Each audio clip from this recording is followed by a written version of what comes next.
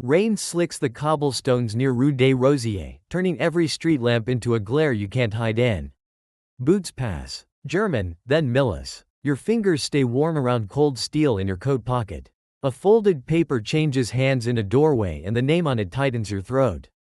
This is your life, level by level, inside the Resistance's contracts. Act 1: The Shadowed Alley. A hidden face, a whispered name. You move along the wall, close enough to smell wet stone and old cigarettes. Curfew makes Paris quieter, but not safe. A bicycle rattles over tram tracks. A distant radio leaks German news through thin shutters. At the cafe's back door on Rue des Archives, you give the password like it's a cough. A hand slides you a single sheet, no letterhead, just typewriter ink and one smudged thumbprint. The name sits there like a bullet you already swallowed. You see them in your mind before you can stop it: bread torn in half. A laugh in a stairwell. A hand squeezing yours too hard the day the uniforms arrived. You tell yourself it's only a name. You tell yourself names get reused. You tell yourself you're remembering wrong. Then the instructions. Time, place, a routine sketched in 3 lines. The paper also lists the warning: German patrol at Port Saint-Denis, Millis checkpoints near République. No direct contact with your handler for 10 days. You fold the contract into a cigarette paper and feel your pulse ticking against it. In this city, even ink can be an ambush, and tonight it's aimed straight at your past. Act 2: Gathering intel. Knowledge could be your undoing. Morning smells like coal smoke and burnt chicory. You blend into the ration line on Boulevard Sebastopol with a coupon book and a blank face. You listen instead of looking. A fishmonger complains about German requisitions. A woman mentions a man who always arrives at the same hour, always with the same briefcase. You pocket details like stolen coins. You cross the Seine on Pont St. Louis and make your first stop. A newsstand where the vendor's right sleeve is always too long. The exchange is stupidly small: 2 matches for 1 scrap of paper. Later, in a metro corridor at Châtelet, you read it under a poster for soap you can't buy. The target meets a German Feldgendarmerie sergeant twice a week, near the back entrance of Hotel Lutetia. You tell yourself you're collecting facts, not making choices. You tell yourself routine is neutral. You tell yourself this is how you keep people alive. At a safe flat off Rue Oberkampf, a resistance contact points at a ledger with dates and license plates, Wehrmacht staff car numbers, a Millis runner's name, the target's signature on a delivery authorization. Collaboration isn't a rumor now. It's handwriting. The more you learn, the smaller Paris gets, until the streets feel like a file closing around you. Act 3: Close surveillance. A friendship that must remain unseen. You start following at a distance that hurts. 2 storefronts behind, 1 doorway over. Always with something in your hands so you look busy: baguette, newspaper, a bundle of laundry tied with strain. The target's shoes are familiar on the pavement, the same quick rhythm you remember from before the war. They turn onto Rue de Rennes, pause at a tobacconist, then continue toward Saint-Germain like they own the sidewalks. You watch them check their watch at the same corner each time. You mark it in your head: 10:17, 10:19, 10:16. A pattern, a trap, if you're sloppy. Near Place Saint-Michel, a German patrol stops a man and asks for papers. The question ricochets in your chest because you're close enough to hear it. You step into a bookshop doorway and let the smell of glue and dust cover you. The target passes within 3 meters. Their eyes flick toward you almost.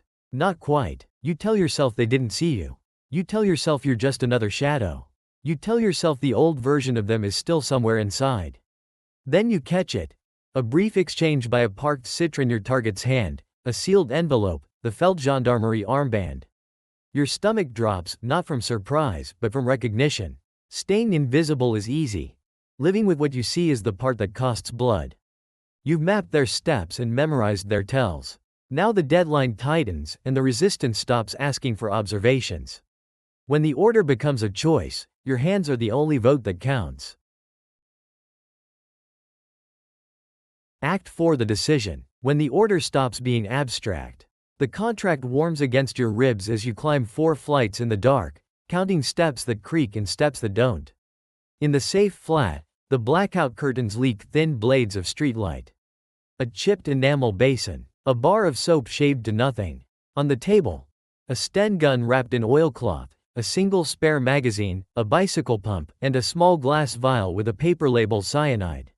You lay out your route like a prayer you don't believe in. Rue de Rennes to Boulevard Saint-Germain.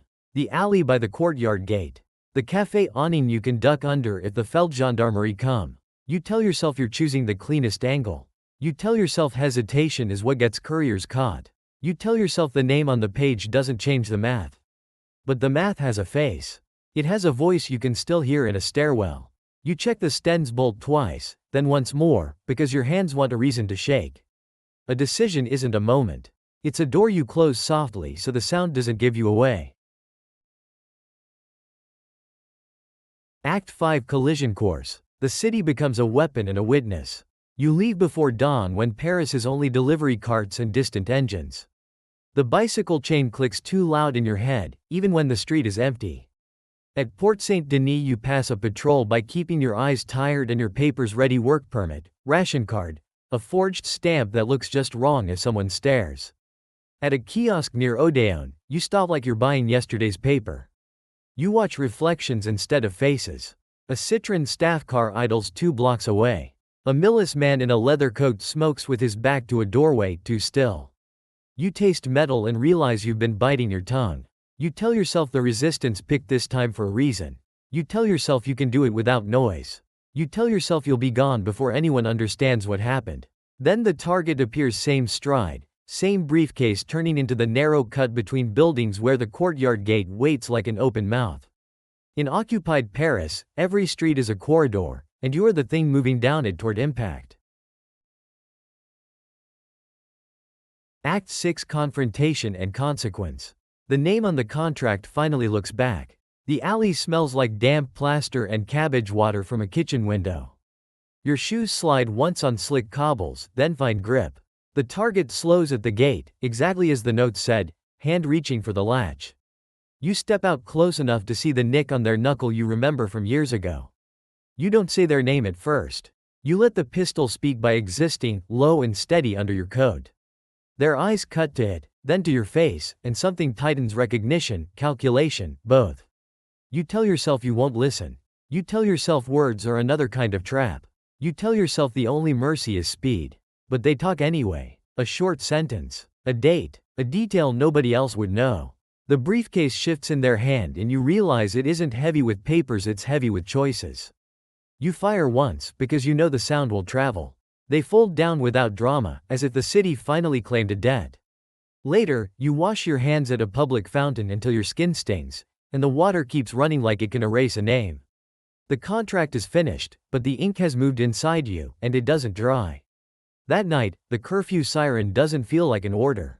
It feels like a lid lowering onto a pot that never stops boiling. You walk the same streets with different weight in your pockets. Empty cartridge, folded papers, a memory that won't stay filed. You learn the secret of ranks and missions: Paris always survives, and you are the part that remembers.